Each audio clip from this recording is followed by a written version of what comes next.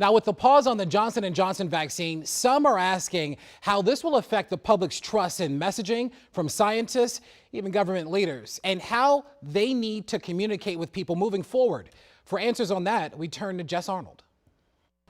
So we heard what the CDC and FDA said. They recommend a pause in the use of the Johnson & Johnson vaccine out of an abundance of caution.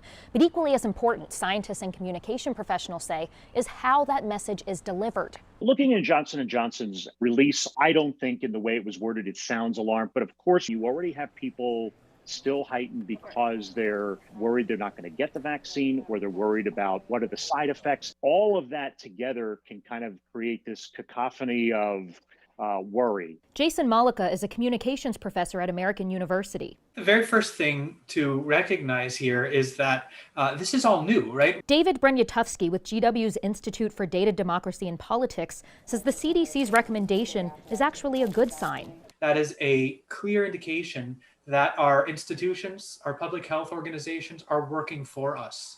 They are making sure that we stay safe. Would you consider this a PR crisis? It's a big issue. I think that's the best way to put it. How Johnson & Johnson and how the states and how the government handles this messaging moving forward will probably do a good job in saying whether this turns into a bigger crisis. I mean, what kind of messaging do you think we need from these companies going forward to really let it sink in what the risks are and what this news means? It helps to have a unified message. You need to put it in language that is easily decipherable, easily being able to be understood by everyone, from someone in grade school potentially to someone that has a higher degree. Brenyatowski says it's important for everyone from companies to neighbors to have empathy for people who question vaccine safety. We don't want to paint people as anti-vaxxers just because they dare to raise some question.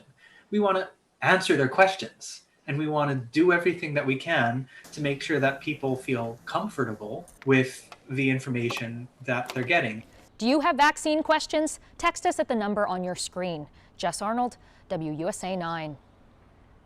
Jess, thank you. Now, we expect to learn more about the Johnson & Johnson vaccines and these issues with blood clotting in the next coming days. You can text the word vaccine. That number is on your screen, 202-895-5599, and we'll send you updated information straight to your mobile device.